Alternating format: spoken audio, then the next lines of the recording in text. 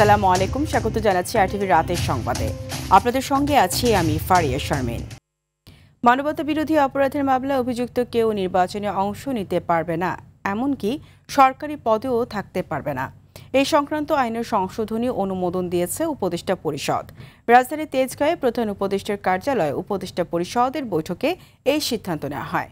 পরে foreign service একাডেমিতে আয়োজিত সংবাদ সম্মেলনে প্রধান উপদেষ্টার প্রেস সচিব শফিকুল আলম বলেন, উপদেষ্টা পরিষদের সভায় ইন্টারন্যাশনাল ক্রাইমস ট্রাইব্যুনাল অ্যাক্ট 1973-এ সেকশন 23 যুক্ত করা হয়েছে।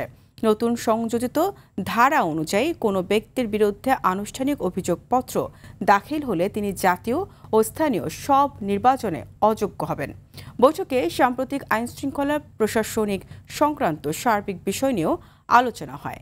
এছাড়া বেসরকারি উদ্যোগে বিদ্যুৎ প্রতিস্থাপন নীতিমালা ও টেলিকমিউনিকেশন নেটওয়ার্ক ও লাইসেন্স নীতিমালা 2025 চূড়ান্ত অনুমোদন দিয়েছে উপদেষ্টা পরিষদ। শুধুমাত্র একটা রেজিস্ট্রেশন করেই এই আইএসপি লাইসেন্সটা করতে পারবে। কোনো ব্যক্তির বিরুদ্ধে উক্ত আইনের মানে আইসিটি লয়ের সেকশন 9(1) এর অধীনে আনুষ্ঠানিক অভিযোগপত্র ফর্মাল চার্জ দাখিল হলে তিনি সংসদ সদস্য হিসেবে নির্বাচিত হওয়া বা বহাল থাকার অযোগ্য হবেন। একইভাবে তিনি স্থানীয় সরকার পরিষদ বা প্রতিষ্ঠানের সদস্য, কমিশনার, চেয়ারম্যান, মেয়র বা প্রশাসক হিসেবে নির্বাচিত হওয়া বা বহাল থাকার অযোগ্য হবেন। শেখ হাসিনার বিরুদ্ধে দায়ের করা জুলাই অপরাধের মামলায় প্রসিকিউশনের সাক্ষ্য গ্রহণ এই মাসের শেষ সপ্তাহে কিংবা আগামী মাসের শুরুতে শেষ হওয়ার আশা করছেন প্রসিকিউটর মিজানুল ইসলাম। দুপুরে আন্তর্জাতিক অপরাধ ট্রাইব্যুনাল 1-এর চেয়ারম্যান বিচারপতি মোহাম্মদ গোলাম মর্তুজা মজুমদারের নেতৃত্বাধীন বিচারিক প্যানেলে সাবেক আইজিপি চৌধুরী আবদুল্লাহ আল মামুনের জেরা শেষে তিনি এইসব কথা বলেন। তিনি বলেন, সাবেক আইজিপির জবানবন্দিতে সত্যতা প্রকাশ পেয়েছে। এদিকে শেখ হাসিনা ও সাবেক স্বরাষ্ট্রমন্ত্রী আসাদুজ্জামান খান কামালের পক্ষে রাষ্ট্র নিযুক্ত আইনজীবী আমির হোসেন জানান, সাবেক পুলিশ প্রধান রাজ সাক্ষী হলেও তিনি হত্যাকাণ্ডের সাথে জড়িত থাকলে তার শাস্তি হওয়া উচিত। যে আমি আইজিপি সাহেব নিজেকে নির্দোষ প্রমাণ করার চেষ্টা করতেছেন, আমার জেরার মাধ্যমে এইটা আমি আনার চেষ্টা করতেছি যে আইজিপি সাহেব নির্দোষ না, এবং আইজিপি সাহেব যাদেরকে অপরাধী মনে করতেছেন আমি মনে করছি তারা অপরাধী না। আসামি পলাতক, কাজে ডিফেন্সের আর সাক্ষ্য দেওয়ার কোনো সুযোগ নাই। কাজে এই মামলায় এই মাসের শেষে না হলে সামনের মাসের প্রথম সপ্তাহে সাক্ষ্য গ্রহণ শেষ হবে। সাবেক প্রধানমন্ত্রী শেখ হাসিনার বিরুদ্ধে ক্ষমতার অপব্যবহার করে রাজধানী উন্নয়ন কর্তৃপক্ষের 6টি প্লট বরাদ্দের অভিযোগে মামলা রুজু করেছে দুর্নীতি দমন কমিশন। অভিযোগে বলা হয়, দুদকের ঊর্ধ্বতন কর্মকর্তাদের যোগ সাজশে নিজ নামে ও তার পরিবারের অন্যান্য সদস্যদের নামে পূর্বাচল নতুন শহর প্রকল্পের 27 নং সেক্টরের কূটনৈতিক জোনের 10 কাঠা করে মোট 60 কাঠার 6টি প্লট বরাদ্দ নেন সাবেক প্রধানমন্ত্রী। দুপুরে সেগুনবাগিচায় এক আনুষ্ঠানিক সংবাদ সম্মেলনে এইসব তথ্য জানান দুদক উপপরিচালক। এই সময় চট্টগ্রাম 4 আসনের সাবেক সংসদ সদস্য দিদারুল আলমের বিরুদ্ধে পাবলিক সার্ভেন্ট হিসেবে কর্মরত থেকে ক্ষমতার অপব্যবহার, অপরাধমূলক অসদাচরণ ও অসাধু উপায়ে সম্পদের মালিকানা অর্জন ও ভোগ দখলে রাখার অভিযোগে আরও একটি মামলা রুজুর সিদ্ধান্ত নেয় দুদক। আয় উৎস আড়াল করায় জনাব দিদারুল আলমের বিরুদ্ধে একটি মামলা করার সিদ্ধান্ত নিয়েছে দুর্নীতি দমন কমিশন। মোসাম্মদ ইসমত আরা স্বামী দিদারুল আলম সাবেক সংসদ সদস্য চট্টগ্রাম 4-এর বিরুদ্ধে স্বামীর সহযোগিতায় অসাধু উপায়ে জ্ঞাত আয়ের সাথে অসঙ্গতিপূর্ণ সম্পদের মালিকানা অর্জন ও ভোগ দখলে রাখা অভিযোগে আরেকটি মামলা করার সিদ্ধান্ত নিয়েছে। চাঁদাবাজি, মনোনয়ন বাণিজ্য ও দলীয় ফান্ডের টাকা আত্মসাৎ সহ অবৈধ সম্পদ অর্জনের অভিযোগে জাতীয় পার্টির চেয়ারম্যান গোলাম মোহাম্মদ কাদের ও তার স্ত্রী শরীফা কাদেরের দেশ ত্যাগে নিষেধাজ্ঞা দিয়েছেন আদালত। সকালে দুদকের আবেদনের প্রেক্ষিতে ঢাকা মহানগর জ্যেষ্ঠ বিশেষ জজ আদালতের ভারপ্রাপ্ত বিচারক ইব্রাহিম মিয়া তাদের দেশ ত্যাগে নিষেধাজ্ঞার এই আদেশ দেন। আবেদনে বলা হয়, গোলাম মোহাম্মদ কাদের ও অন্যদের বিরুদ্ধে অবৈধ উপায়ে দুর্নীতি ও ক্ষমতার অপব্যবহারের মাধ্যমে জ্ঞাত আয় বহির্ভূত সম্পদ অর্জনের অভিযোগের অনুসন্ধানটি চলমান রয়েছে।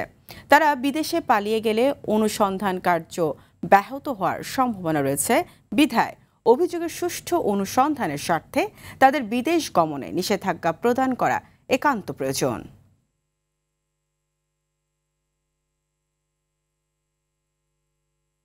বিভিন্ন দাবি সামনে এনে যারা নির্বাচন বয়কটের ডাক দিচ্ছে তাদের সাথে স্বৈরাচার শেখ হাসিনার কোনো পার্থক্য নেই বলে মন্তব্য করেন বিএনপির স্থায়ী কমিটির সদস্য আমির খসরু মাহমুদ চৌধুরী। গয়েশ্বরচন্দ্র রায় বলেন, নির্বাচন না হলে সবচেয়ে বেশি খেসারত দিতে হবে জুলাই বিপ্লবীদের। আরেকটি স্বৈর সরকার প্রতিষ্ঠার উদ্দেশ্যে কয়েকটি রাজনৈতিক দল পিআর পদ্ধতিতে নির্বাচন চায় বলে মন্তব্য করেন স্থায়ী কমিটির আরেক সদস্য বেগম সেলিমা রহমান। জানাচ্ছেন রুদ্র রফিক। জুলাই গণ অভ্যুত্থানের বর্ষপূর্তি উপলক্ষে জাতীয় প্রেস ক্লাবে আলোচনা সভার আয়োজন করে বাংলাদেশ জন অধিকার পার্টি। এতে যোগ দেন বিএনপি সহ বেশ কয়েকটি রাজনৈতিক দলের নেতারা। জুলাই আগস্টের অনেক আগে থেকে বিএনপির স্থায়ী কমিটির সদস্য আমির খসরু মাহমুদ চৌধুরী বলেন, যারা নির্বাচনে না আসার কথা বলে তারা মূলত হাসিনার সুরেই কথা বলছেন। শেখ হাসিনা কিছু কিছু খুদে স্বৈরাচার রেখে গেছে বাংলাদেশে, যারা জনগণের উপর আস্থা রাখবে না, কিন্তু তাদের দাবি মানতে হবে। আপনার দাবির উপর যদি গণভোট দিতে হয়, আমার দাবির উপর আরেকটা গণভোট হোক, আরো 10টা দাবির আরো 10টা দাবি আছে, সকলের গণভোট হোক, বাংলাদেশের জীবনে নির্বাচন আর হবে না। জাতীয় প্রেস ক্লাবে আরেক অনুষ্ঠানে দলের ভাইস চেয়ারম্যান শামসুজ্জামান দুদু বলেন, নির্বাচন না হলে দেশের স্বাধীনতা সার্বভৌমত্ব হুমকির মুখে পড়বে। যদি সামনের দিনগুলোতে আমরা ঐক্যবদ্ধ না থাকি, একটি এক্সক্লুসিভ নির্বাচন করতে না পারি, তাহলে বাংলাদেশের স্বাধীনতা সার্বভৌমত্ব রক্ষা করা কঠিন হবে। কেরানীগঞ্জে দলের প্রতিষ্ঠাবার্ষিকীর অনুষ্ঠানে যোগ দিয়ে স্থায়ী কমিটির সদস্য বেগম সেলিমা রহমান অভিযোগ করেন, কয়েকটি রাজনৈতিক দল নির্বাচন বানচালের চেষ্টা করছে। আজকেও আবার স্বৈর সরকার প্রতিষ্ঠা করার জন্য পিআর পদ্ধতিতে তারা ক্ষমতায় আসতে চাচ্ছে। একই অনুষ্ঠানে স্থায়ী কমিটির আরেক সদস্য গয়েশ্বরচন্দ্র রায় বলেন, পিআর পদ্ধতি বৈষম্য বিরোধীর আড়ালে আরেকটি বৈষম্য। যদি নির্বাচন না হয় তোমাদের ছোটখাটো দাবির কারণে, তাহলে সবচেয়ে বেশি খেসারত তোমরা দিবা। শেখ হাসিনা কোন দেশে লালিত পালিত যদি বাংলাদেশে পা বাড়াইতে পারে, ও তোমরা হওয়া আগে শেষ, তারপরে অন্যরা। অন্যদিকে তারেক রহমানের পক্ষ থেকে ব্রাহ্মণবাড়িয়ার কিশোর গবেষক আহনাব বিন আশরাফের হাতে উপহার সামগ্রী তুলে দিয়ে বিএনপির সিনিয়র যুগ্ম মহাসচিব রুহুল কবির রিজভী অভিযোগ করেন, নির্বাচন বানচাল করতে প্রশাসনের ভেতর ঘাপটি মেরে থাকা কিছু লোক ষড়যন্ত্র করছে। তারা নানা ধরনের পরিকল্পনা তারা ভাবছে। রুদ্র রফিক, আরটিভি, ঢাকা। বহুল আলোচিত 21 আগস্ট গ্রেনেড হামলা মামলায় আপিল বিভাগেও খালাস পেলেন বিএনপির ভারপ্রাপ্ত চেয়ারম্যান তারেক রহমান ও সাবেক স্বরাষ্ট্র প্রতিমন্ত্রী লুৎফুজ্জামান বাবর সহ 49 আসামি। হাইকোর্টের দেয়া খালাসের রায়ের বিরুদ্ধে রাষ্ট্রপক্ষের করা আপিল খারিজ করে দিয়েছেন আপিল বিভাগের পূর্ণাঙ্গ বেঞ্চ। একই সঙ্গে এই মামলার কোনো আসামি কারাগারে থাকলে এবং তাদের বিরুদ্ধে অন্য কোনো মামলা না থাকলে দ্রুত মুক্তি দেওয়ার নির্দেশ দিয়েছেন সর্বোচ্চ আদালত। বিপুল দেব রায়ের রিপোর্ট। 2004 সালের 21শে আগস্ট রাজধানীর বঙ্গবন্ধু অ্যাভিনিউয়ে তখনকার বিরোধী দলীয় নেতা শেখ হাসিনার সমাবেশে গ্রেনেড হামলায় দলটির নেতাকর্মী সহ 24 জন নিহত ও 3 শতাধিক আহত হন। এই ঘটনায় করা দুইটি মামলায় 2018 সালের 10 অক্টোবর সাবেক স্বরাষ্ট্র প্রতিমন্ত্রী লুৎফুজ্জামান বাবর সহ 19 জনকে মৃত্যুদণ্ড দেন ঢাকার দ্রুত বিচার ট্রাইব্যুনাল। এছাড়া বিএনপির ভারপ্রাপ্ত চেয়ারম্যান তারেক রহমান সহ 19 জনকে যাবজ্জীবন ও 11 জনকে বিভিন্ন মেয়াদে কারাদণ্ড দেন বিচারিক আদালত। 5 আগস্ট শেখ হাসিনা সরকারের পতনের পর গত বছরের 1 ডিসেম্বর বিচারিক আদালতের রায় অবৈধ ও বাতিল ঘোষণা করে রায় দেন হাইকোর্ট। ফলে তারেক রহমান সহ মামলার দণ্ডপ্রাপ্ত সব আসামি খালাস পান। পরে হাইকোর্টের এই রায়ের বিরুদ্ধে আপিল করে রাষ্ট্রপক্ষ। রাষ্ট্রপক্ষের করা আপিলের উপর গত 21 আগস্ট পঞ্চম দিনের শুনানি শেষ হয়। এর ধারাবাহিকতায় রায় ঘোষণা করে প্রধান বিচারপতি ডক্টর সৈয়দ রেফাত আহমেদের নেতৃত্বাধীন 6 সদস্যের আপিল বেঞ্চ। তারা যারা আপিল করতে পারেননি এবং যারা দেশে উপস্থিত ছিলেন না, তাদের বেলায়ও সেই খালাসের আদেশ যেটা হাইকোর্ট বলেছিলেন যে এই খালাসের আদেশ তাদের বেলা প্রযোজ্য হবে, এটাও আজকে আমাদের অ্যাপেলেট ডিভিশন থেকে এটা বহাল আছে। এই রায়ে ন্যায় বিচার প্রতিষ্ঠা হয়েছে বলে মনে করেন আইনজীবীরা। জনাব তারেক রহমান সাহেবকে অন্যায়ভাবে এই মামলায় অন্তর্ভুক্ত করেছিলেন। আজকে সর্বোচ্চ আদালতের মাধ্যমে প্রমাণিত হয়েছে জনাব তারেক রহমান সাহেব নির্দোষ। রায়ের কপি পাওয়ার পর রিভিউ করা হবে কিনা তা পরবর্তীতে সিদ্ধান্ত নেওয়া হবে বলে জানান রাষ্ট্রপক্ষের আইনজীবী। আমরা রিভিউতে যাব কিনা এটা এখন কিছু বলা যাবে না, রায় দেখে আমরা সিদ্ধান্ত নিব রিভিউ করার মতো কিছু আছে কিনা বা রিভিউ যাবে কিনা রাষ্ট্রপক্ষ। এই মামলার কোনো আসামি কারাগারে থাকলে দ্রুত মুক্তি দেওয়ার নির্দেশ দিয়েছেন সর্বোচ্চ আদালত। বিপুল দেবরাই, RTV, ঢাকা। বিএনপির ভারপ্রাপ্ত চেয়ারম্যান তারেক রহমান দেশে ফেরার তথ্য জানালে সরকার যথাযথ উদ্যোগ নেবে বলে জানিয়েছেন পররাষ্ট্র উপদেষ্টা তৌহিদ হোসেন। তবে এখনও তারেক রহমানের পাসপোর্ট বা ট্রাভেল ডকুমেন্টের জন্য আবেদন করার তথ্য পররাষ্ট্র মন্ত্রণালয় পায়নি বলেও জানান তিনি। সন্ধ্যায় পররাষ্ট্র মন্ত্রণালয়ে ব্রিফিংয়ে এ কথা জানান উপদেষ্টা। তিনি জানান, ভারতের সঙ্গে সম্পর্ক উন্নয়নে কাজ চলছে। এছাড়া মালয়েশিয়ায় বেআইনিভাবে বাংলাদেশিদের অবস্থান করা দেশের সম্মান নষ্ট করছে বলেও মন্তব্য করেন পররাষ্ট্র উপদেষ্টা।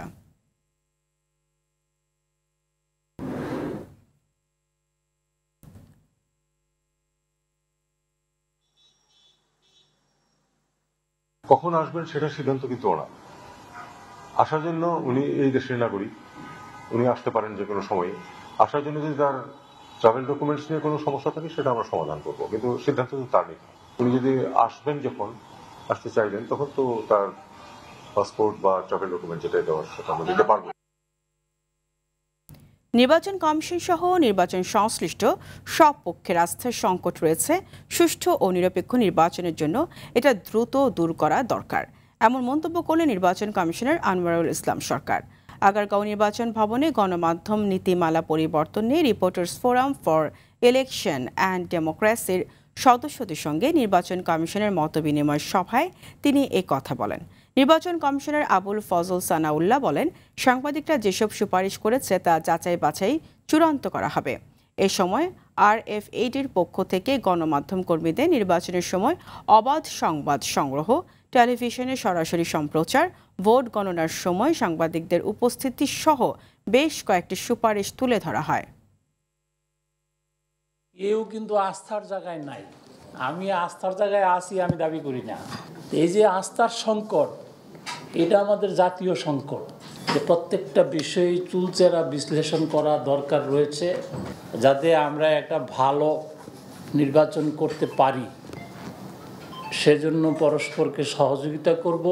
নীতিমালায় সাংবাদিকদের সুরক্ষা ও নিরাপত্তায় সুনির্দিষ্ট কোনো বিধান রাখা হয়নি। ভোটের দিন সাংবাদিকদের কাজে প্রতিবন্ধকতাকারীদের বিরুদ্ধে আইনগত পদক্ষেপ গ্রহণের বিষয়টি উল্লেখ করা বাঞ্ছনীয়।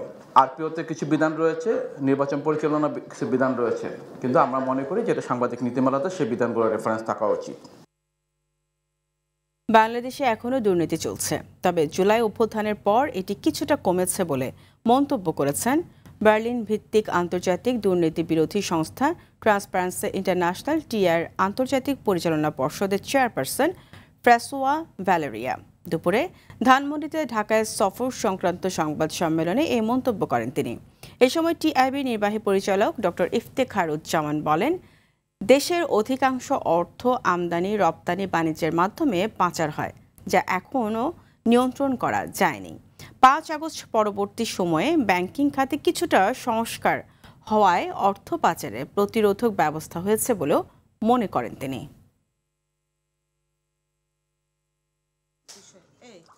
যে অর্থ পাচারটা বাংলাদেশের জন্য কত বিশাল একটা চ্যালেঞ্জ সেটা আমাদেরকে মনে রাখতে হবে। সেটা বিবেচনা রেখে আমরা যেটা করার চেষ্টা করছি, দুইটা দিক, একটা হচ্ছে অর্থ পাচার প্রতিরোধ করার উপায় আমাদেরকে খুঁজে বের করতে হবে, আর একটা হচ্ছে যে পাচারকৃত অর্থ ফেরত আনার উপায় খুঁজে বের করতে হবে। You have a country. TIB সরকারের সমালোচনা চলমান রেখেছে, কারণ সরকার এবং তার অংশীজনদের বিতর্কিত ভূমিকার সমালোচনা করার ক্ষেত্রে কোনো আপোষ নেই। ফলে সমালোচনামূলক ভূমিকা নিয়ে বর্তমান সরকারের কিছু অংশ অসন্তুষ্ট।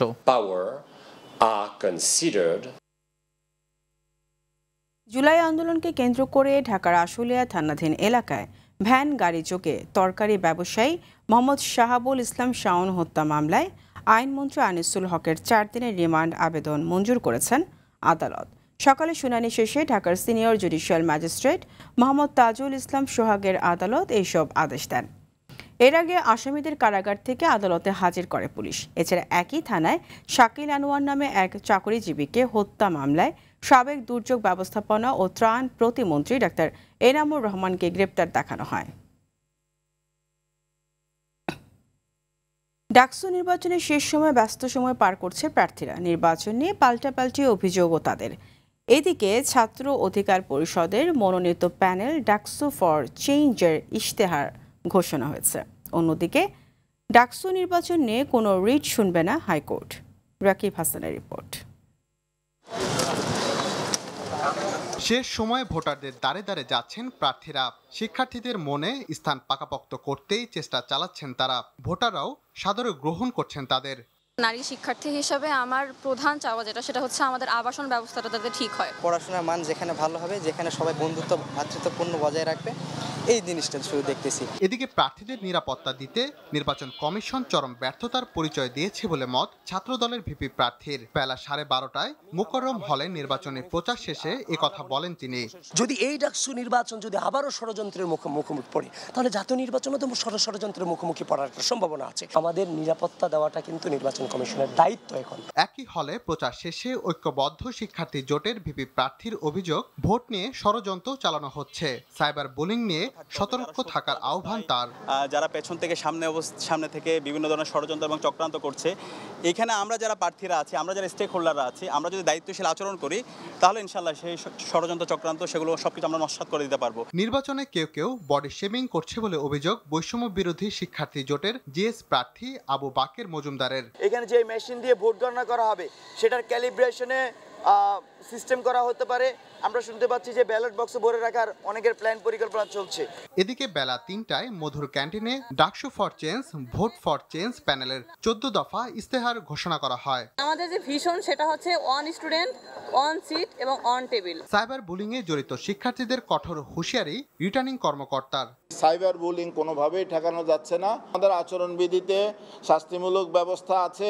20,000 টাকা জরিমানা, ছাত্রত্ব বাতিল এবং প্রার্থিতা বাতিল। অন্যদিকে আপিল বিভাগের সিদ্ধান্ত, ডাকসু নির্বাচন নিয়ে কোনো রিট শুনবে না হাইকোর্ট।